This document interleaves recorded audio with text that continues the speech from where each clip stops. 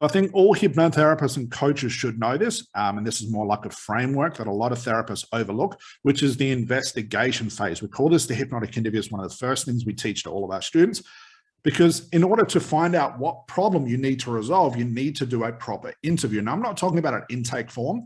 I'm not talking about a personal history. I'm not talking about asking your client like the 5 top coaching questions you've got to ask. I'm not asking about that.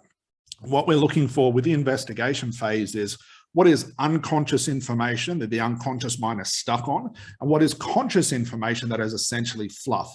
Now, when you start to ask your client these strategic questions, I won't go through what they are because there's thousands of different questions, but the framework's important. When you start to talk to your client about their problem, what's the one thing you can bet on that they're going to tell you? They're going to tell you their guesses, their conclusions, their thoughts. They're going to tell you what they think the problem is. All of these sorts of things which are essentially fluff. These are conscious stuff that you as a good therapist should know how to delete and get rid of.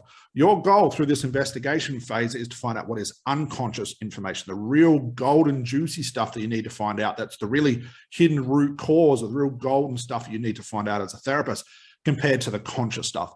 And 95, 97% of the stuff your client will tell you is all a guess, guys. It's conclusions, it's conscious fluff. Your goal is to learn how to decipher between those two. So when it comes down to it, learning that thing, knowing that frame of how to ask the right questions, that'll do 95% of the therapy for you as well. Now, I can't get into detail about how that works. We spend 3 days teaching this, but the framework still exists. Instead of diving too quickly into the hypnosis part, spend time on the investigation phase. Find that root cause, find out what's going on, find the blocks, find the stuck thinking. That's your job as a therapist.